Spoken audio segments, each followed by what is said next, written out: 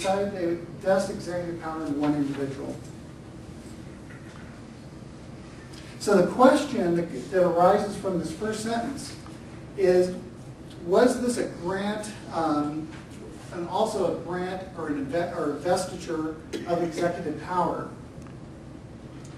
which kind of changes the dynamics a little bit of what exactly the president is. So the two arguments are these. If the first sentence is just nothing more than a designation, then you can read this section 1, 2, 3, and 4 as the designation as chief executive and with some organizational details, the enumerated powers, and then the process for removal of office. Now, this interpretation follows Article 1 that talks about the legislature. Another interpretation that's been presented over the years is that the first sentence is vesting some kind of power into the individual, more than is actually stated in the article. If you take that interpretation, then what you're looking at is Section 1 is a designation again. And from that, you're also assuming a grant of power, a wide grant of power. Discretion, if you will. 2 and 3, again, restrictions, explanations, qualifications of granted power, the enumerated powers, and then again, removal from office. So this interpretation is very, as I mentioned a moment ago, is very different from Article 1 and the structure of Article 1. So part of what you need to ask yourself the question of is, as the founders are writing the Constitution, are they following a pattern? And I personally, and the author personally, thinks that they are. They're not only following 18th century convention as far as how a document is written, especially a legal document, but they want some kind of consistency throughout the Constitution. So if we took the first interpretation, that it's more of a limited position, that would be in line with Article 1. But what's interesting is it's not supported by most presidents. Most presidents feel that they have a lot more power than what is enumerated within the Constitution.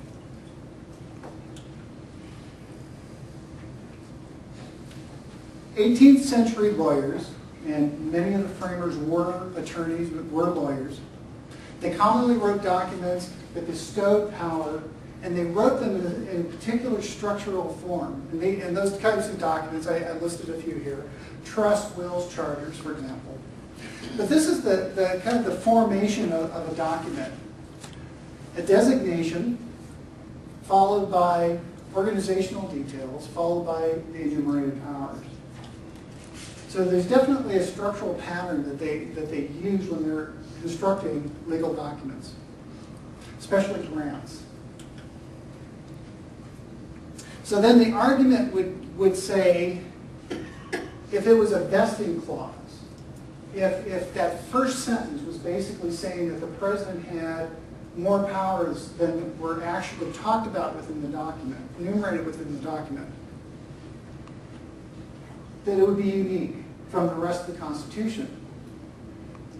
Also, when we're learning, like in the first few chapters, when we're learning about the structure of the Constitution, the assumptions of interpretation of the Constitution, there has to be some kind of roadmap, some kind of acknowledgement of knowledge, of understanding. When you're talking about executive power, there is no precedent for it. So in other words, the framers couldn't just assume that any reader of the Constitution would be able to figure out what those executive powers would be, because there was no precedent. My interpretation is that the enumerated powers that are listed in the Constitution for the executive branch are those powers that the framers had decided that the president would have.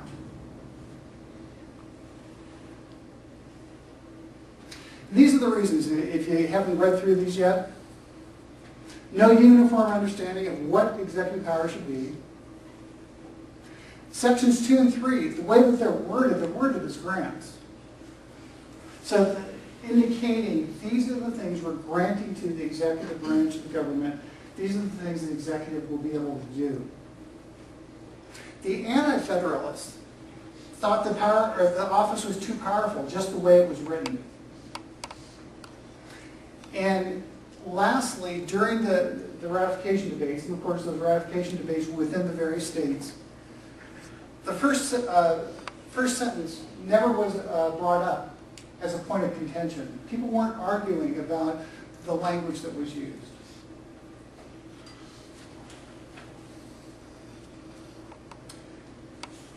The qualifications and the terms for the president, pretty straightforward. Concurrent 4-year terms. At the ratification of the Constitution, there was no limitation. In other words, if you followed Alexander Hamilton, he wanted the president, he wanted senators to have lifelong appointments. Thank goodness we don't have that, but we almost have that. The presidents were chosen, actually both the president and the vice president were chosen by electors. Everyone's always heard the term the electoral college. In Latin, college refers to like an association or a guild. So it's an association of people that have been brought together for a particular purpose. No congressman or federal employee could serve as an elector. They wanted some separation there. They didn't want influences by government officials on the outcome of an election. They also met in separate states, the electors. And what the book talks about there is they were concerned about kind of like mob rule, if you will. That if everybody was meeting together in one location, let's say Philadelphia, that the electors could be influenced by angry mobs who were rooting for one candidate over the other.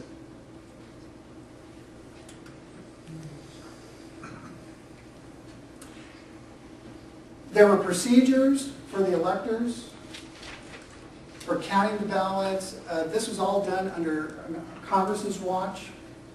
They wanted to ensure independence.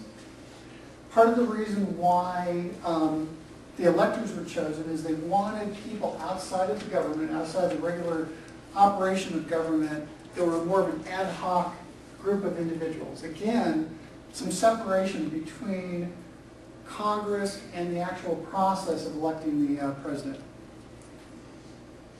After our first president served, after Washington left office, the system already started to unravel. The second president, John Adams, was elected, and the way the Constitution was written, a president and a vice president did not run on the same ticket. So in the case of Adams, trying to remember if I get this right, Adams was a staunch Federalist, whereas Jefferson was, trying to remember now, more of a Republican, a Republic-oriented individual. Almost immediately, they're at each other's throats.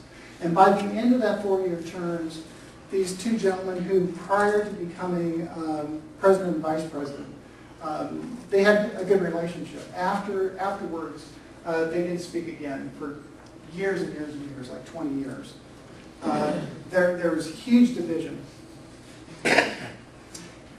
What happened during the next presidential cycle, when Jefferson then became president, is there was a tie situation as far as the number of electors. So basically, in a nutshell, the first two elections after George Washington, there were electoral crisis, if you will, problems associated with actually promoting a president.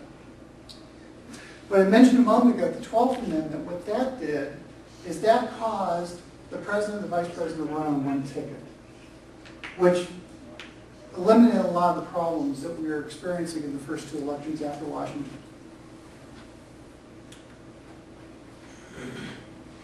Qualifications. The president needed to be at least 35 years old, which is kind of old for that time because most people only lived till about 50. That was the average. They need to reside within the United States or the territories within the United States for at least 14 years consecutively prior to